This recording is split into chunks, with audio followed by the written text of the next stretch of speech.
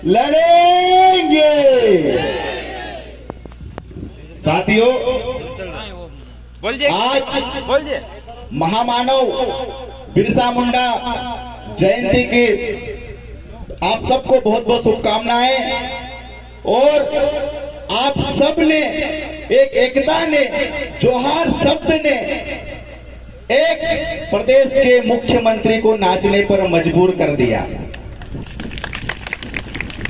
जो कुछ समय पहले तक आदिवासी को सिर्फ वोट बैंक समझता था, आदिवासी को समझता था कि दारू पिला के वोट ले लेंगे हम, इनका शोषण कर लेंगे हम, लेकिन उनको अभी भी यकीन हो गया कि ये नाचने वाला आदिवासी अब नाचने वाला ही नहीं रहा है, अब नचाने वाला हो गया है और हमने नचा दिया है।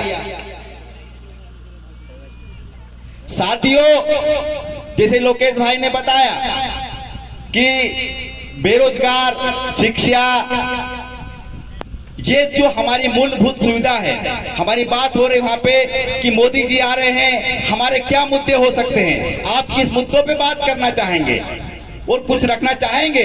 तो हमने एक ही बात कहा है कि 1.5 लाख जो पद खाली है वो 1.5 लाख पद भर दीजिए, आपको मुजरा करने की भी जरूरत नहीं पड़ेगी, हम ऐसे आपके साथ में हैं।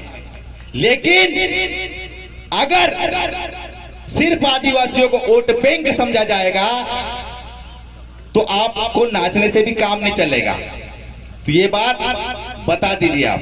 और ये हमारी और आपकी और तमाम जो हमारे साथ अतिथि आए हैं, जो कई सालों से अलग अलग क्षेत्र में, अलग अलग जगह पे अलग जगा रहे हैं, आदिवासियों को एकजुट कर रहे हैं, बता रहे हैं कि हम इस देश के मालिक है, तो उस बात का एहसास करा रहे हैं। उनकी आज तपस्या कहीं न कहीं सफल होती जा रही है और हमारे पुरखों को पुनर्जीवित करने का जो संकल्प उनका है, ये कहीं न कहीं पुनर्जीवित होता जा रहा है कि आज सभी को लगने लग गया है कि आदिवासियों को आप अपनाना पड़ेगा।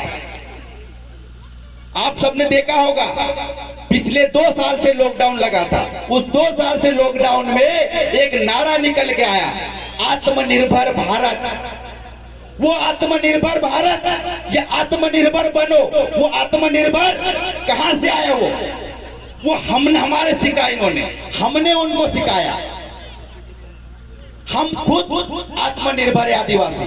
आप सबने देखा होगा हमारे कुछ साल पहले एक भाई के घर अगर हल नहीं होता था तो हल के बदले वक्कर ले जाता और वक्कर के बदले हल ले जाता।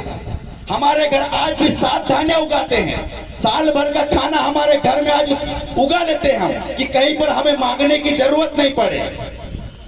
तो हम पहले से आत्मनिर्भर है और इस देश दुनिया के लोगों को भी इस बात का एहसास हो गया कि हमें अब आदिवासियों से सीखना पड़ेगा।